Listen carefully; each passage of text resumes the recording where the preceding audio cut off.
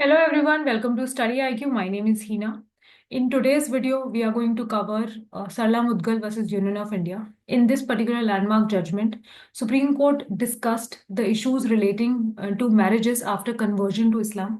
बहुत सारे केसेस ऐसे कोर्ट में आ रहे थे एट दैट टाइम जहां पर बहुत lot of men were converting to Islam और उसके बाद फिर वो एक से ज्यादा शादियां कर रहे थे। तो इस चीज को कोर्ट ने इस पर्टिकुलर जजमेंट में क्लैरिफाई किया and we are going to cover that judgment today. Conversion to Islam raises significant legal questions about the validity of marriage, especially in a multi-religious society like India.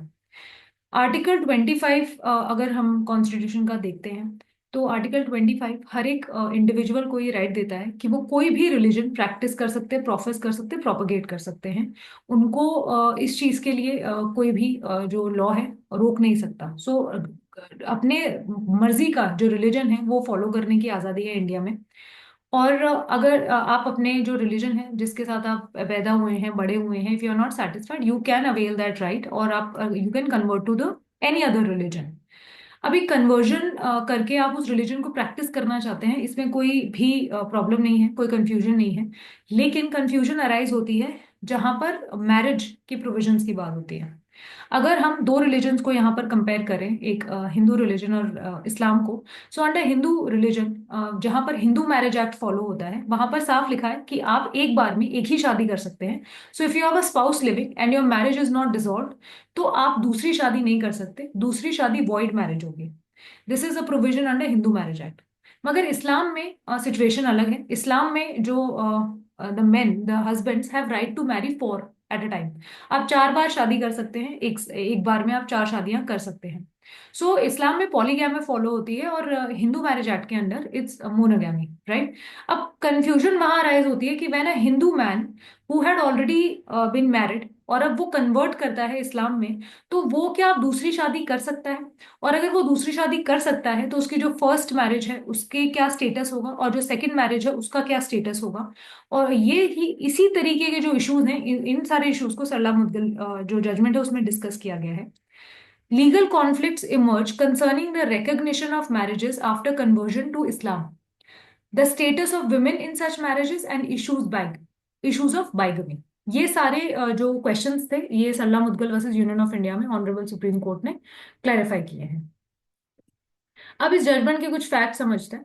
The case involve a Hindu man who had converted to Islam and married another woman while still married to his Hindu wife.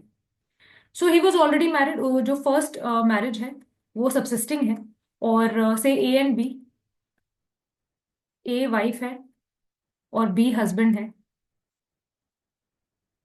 जो B है उसने convert कर लिया इस्लाम में और conversion के बाद उसने सी के साथ दोबारा शादी कर लिया। सो अब उसने दो शादियां कर ली हैं। अब क्वेश्चन ये अराइज होता है कि जो उसकी फर्स्ट मैरिज है उसका क्या स्टेटस है और जो उसकी सेकंड मैरिज है उसका क्या स्टेटस है। The wife filed a petition arguing that her husband's conversion to Islam and subsequent marriage constituted bigamy, which is a criminal offense under IPC। उन्होंने ये भी बोला कि उन्होंने भाई बाइगमी की है which is an offence under Indian penal code. तो वो पनिशेबल भी है। अब इश्यूज क्या कोर्ट ने फ्रेम किया? सबसे पहला कोर्ट ने इशू फ्रेम किया whether a person who converts to Islam and remarries can escape the provisions of law regarding bigamy. सबसे पहला इशू कोर्ट ने ये फ्रेम किया क्योंकि अब आपने कन्वर्ट कर लिया है। अगर कन्वर्ट नहीं किया होता और जो बी है उसने सी से शादी की होती तो यहाँ पर पनिशेबल होता बिकॉज वो बाइगमी हो जाती। बट इशू अब ये अराइज हो रहा है कि अब उसने कन्वर्ट कर लिया इस्लाम में, एक ऐसे रिलीजन में जो पॉलीगैमी को अलाउ करता है। तो अब यहाँ पर जो कन्वर्टेड पर्सन है, क्या उसके जो राइट है वो बाइगमी को it will be cause to bigamy और नॉट? तो यही क्वेश्चन इस पर्टिकुलर इशू में सुप्रीम कोर्ट ने फ्रेम किया। सेकेंड क्वेश्चन कोर्ट ने फ्रेम किया, does the marriage continue to be valid under Indian law if one of the spouses converts to Islam? तो दूसरा क्वेश्चन उन्होंने किया कि भाई जो फर्स्ट मैरिज है क्या वो कंटिन्यूड रहती है या क्योंकि कन्वर्जन हो गया है तो वो ऑटोमेटिकली डिसॉल्व हो जाएगी। So this was the second issue which was framed by the court. What is the effect of conversion to Islam on a valid Hindu marriage? और तीसरा कि व्हाट इज द इफेक्ट, जो कन्वर्जन है उसका क्या effect रहेगा मैरिज पे? Now, the Supreme Court of India in Sarla Mudgal versus Union of India ruled that conversion to Islam by a Hindu man does not automatically terminate a Hindu marriage. So इसको court ने clear किया कि अगर एक Hindu person है, there's a man, he converts to Islam and again marries, तो उसकी जो फर्स्ट मैरिज है वो ऑटोमेटिकली डिसॉल्व नहीं होती है, but it does become a ground of divorce. वो एक ग्राउंड ऑफ डिवोर्स जरूर हो जाता है under section 13 of Hindu Marriage act. जो वाइफ है अगर वो डिवोर्स लेना चाहती है तो इस ग्राउंड पर वो डिवोर्स के लिए बिल्कुल फाइल कर सकती है, but conversion will not automatically dissolve the first marriage subsisting रहेगी। अगर जो वाइफ है उसको डिसॉल्व करवाना चाहती है तो वो सेक्शन 13 के अंदर पिटीशन फाइल करके डिवोर्स ले सकती है on ground of conversion. Even if a Hindu person converts to Islam, they cannot remarry another woman unless their marriage under HMA is legally dissolved. तो इसमें कोर्ट ने क्लियर किया कि अगर आप कन्वर्ट भी हो गए हैं, स्टिल आप दूसरी शादी नहीं कर सकते जब तक आपकी जो फर्स्ट मैरिज है हिंदू मैरिज एक्ट के अंदर वो डिसॉल्व नहीं हो गई है।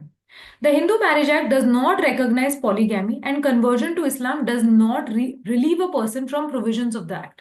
So आप कन्वर्जन अगर हो भी गया है तो हिंदू मैरिज एक्ट का जो ये आपके ऊपर एक लिमिटेशन है वो रहेगा, और आप कन्वर्ट करके you can not take advantage of that religion, और यू आप दूसरी शादी नहीं कर सकते हो।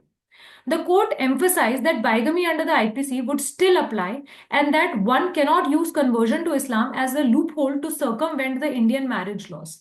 सो कोर्ट ने यहाँ बहुत डिटेल में ये भी इस चीज को भी एक्सप्लेन किया था इनफैक्ट कि जो कन्वर्जन का राइट है अंडर आर्टिकल 25 फंडामेंटल राइट है, वो सिर्फ इसलिए नहीं दिया गया है कि किसी और रिलीजन में आपको कोई बेनिफिट मिल सकता है और उस बेनिफिट को अवेल करने के लिए आप कन्वर्ट कर जाएं।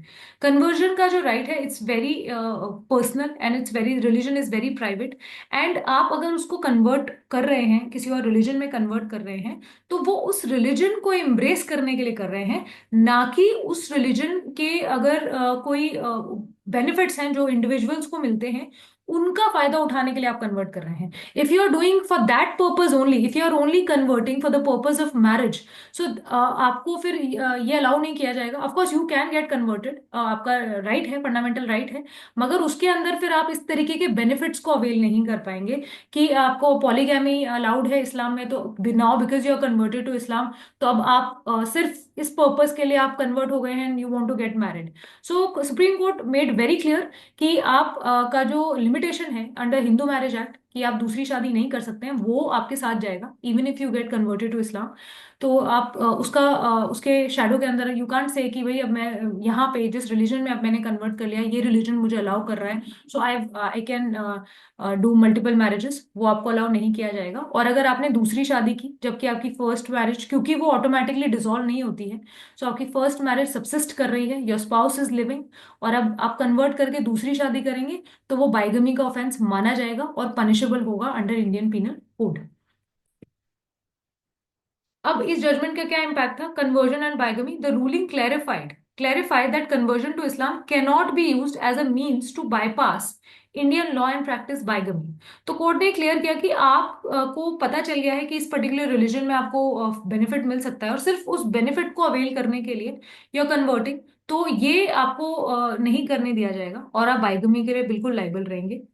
Importance of legal recognition. The judgment highlighted the importance of legal dissolution of the first marriage before remarriage, even if conversion to another religion occurred. तो आपको अगर फिर भी दूसरी शादी करनी है तो जरूरी है कि आप पहली शादी को डिसॉल्व करेंगे, आपको वहां पर डिवोर्स लेना होगा और उसके बाद ही आप दूसरी शादी कर सकते हैं, वरना वो बाइगमी ही मानी जाएगी। It also underscored the protection of women's rights within the framework of Indian civil law, despite the personal laws of different religion.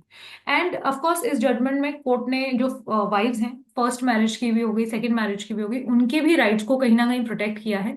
First marriage की जो वाइफ्स हैं उनको तो सुप्रीम कोर्ट ने एब्सोल्युटली प्रोटेक्ट किया है कि the marriage will not be automatically dissolve और मैरिज सब्सिस्टिंग रहेगी, तो उनका जो स्टेटस है वो वैलिड है, they are valid legal wives, वो रहेंगी first marriage, the women in the first marriage. Second, उनके जो भी मैरिज से उनको राइट्स मिलते हैं वो भी राइट्स उनके सब्सिस्टिंग रहेंगे। ऐसा नहीं है the husband has converted to another religion तो वो जो फर्स्ट वाइव्स हैं उनका स्टेटस चेंज हो गया, उनकी राइट्स अब नहीं रही हैं, they will have all the rights जो उनके पास पहले थी वो अभी भी रहेंगी। एंड उनके पास इनफैक्ट राइट आ जाती है टू डिसॉल्व द मैरिज और वो डिवोर्स ले सकती है on ground of conversion.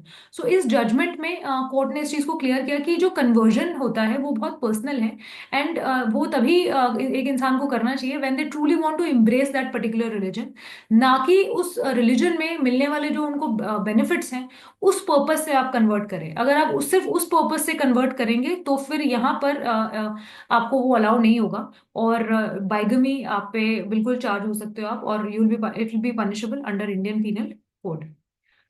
So this was it in Sarla Mudgal versus Union of India. I hope that it made certain things very clear to all of you जिन्होंने भी देखा है. So thank you so much for watching. And if there is any judgment you want me to cover in this particular series, so let me know. You can put it in the comment box, and of course I'll make a video on that. Thank you so much for watching.